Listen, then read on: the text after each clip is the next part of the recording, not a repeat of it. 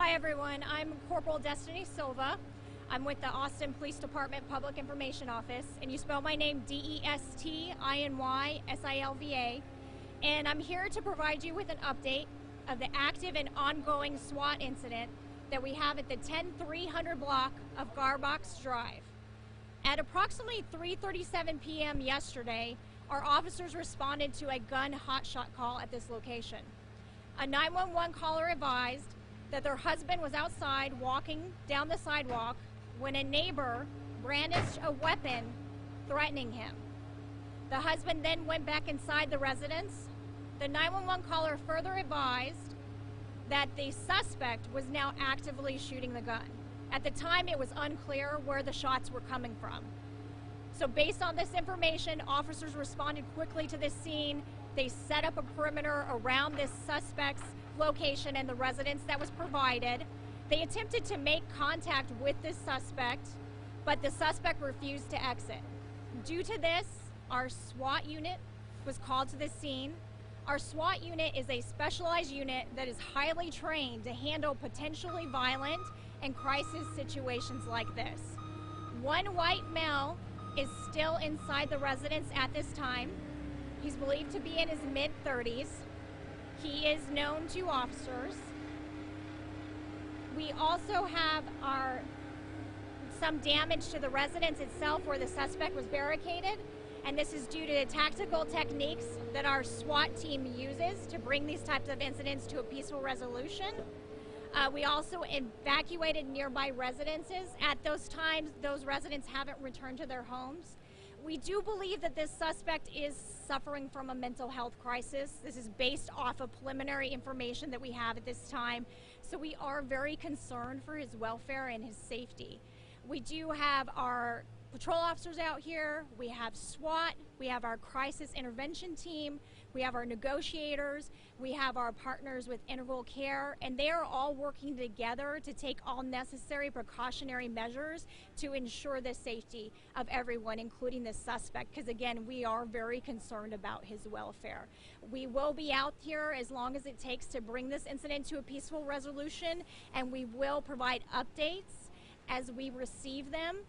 Again, we've been out here now for over 24 hours, so we are doing everything possible, again, to try to bring this to a safe and peaceful resolution. So we are grateful for all the specialized units who are on scene, all these officers that have been working tirelessly now for over 24 hours to handle this incident. And we're also thankful for our partners of Integral Care and Houston PD for providing us with tactical equipment for the SWAT officers for this incident that's not available in the central region area of Austin. So right now, I'll open it up for any questions.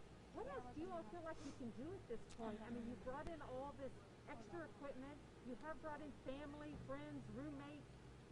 What is left? So our SWAT again, and again, we have the partners with our crisis intervention team and our Integral Care. We're all working together, and we are all taking those precautionary measures. I can't get into the details of that in order to protect those tactics and those techniques that are used. But again, we're all working together to make sure, or in the hope that we can bring this to a peaceful resolution, and we will not stop. Suspects stay safe, and that the community stays safe. Is he still working with y'all? I mean, cooperating? We have been talks with him. Our negotiators have been speaking with him for hours now. So we are able sometimes to make contact, and then there are other times where we're not. It's a very up and down, very fluid situation. And so we're trying to take in all the information that we do have available to us and all the resources that we can to make sure that, again, he's safe and that the community, especially in the nearby area, that everyone stays safe.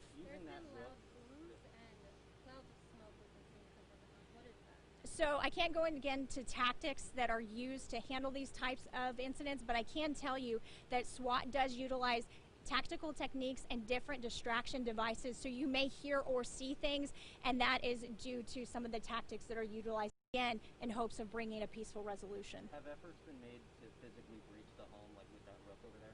I won't, again, get into the exact tactics, but they do use different things and different equipment in hopes of making contact with the suspect, hopefully in a peaceful manner, because we do want to bring this to a resolution. Are you still asking the nearby neighbors to stay in their house? What are the recommendations at this point? So we did, again, evacuate nearby residences. We're asking for them to kind of stay away at this point in time, anybody in the near area. We do still have our street closures in place. And again, these are all just precautionary measures to make sure that everybody stays safe. The landlord was trying to start at the eviction process. Do you feel like that was a trigger in this for the man?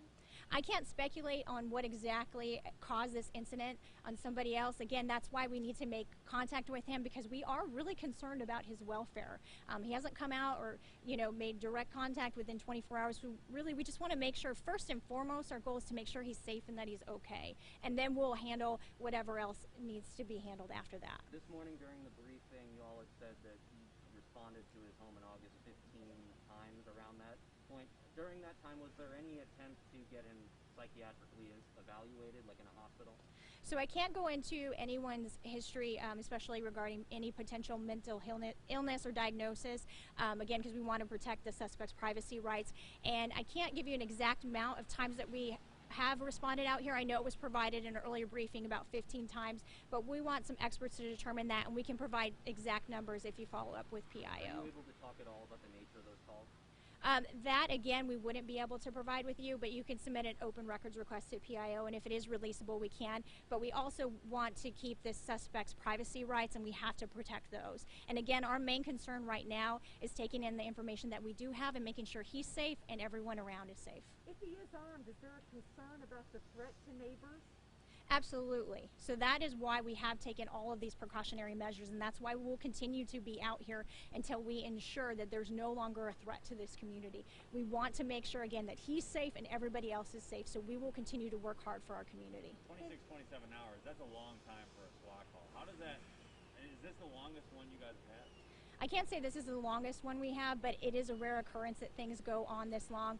But every incident and every situation is different. So that is why it's important that we have specialized units like SWAT or our crisis negotiators or our crisis intervention team that deal strictly with mental illness, that they all come together and work together. And we have to take in every incident differently and approach it differently just to make sure that everybody's safe. So sometimes some things are going to take longer than others, but again, that doesn't stop our officers' commitment to being out here and working hard and making sure everyone's safe. We'll take one last question. Has the suspect been hostile, or what has the suspect been acting toward officers? So again, this still is a very active scene and it is ongoing, so I'm not going to go into the exact actions of the suspect. I do have that information, but again, this is still an ongoing scene, so I'm not going to be able to provide that at this point in time. One more quick question. There was a pretty dramatic video bringing that armored bobcat in, the look.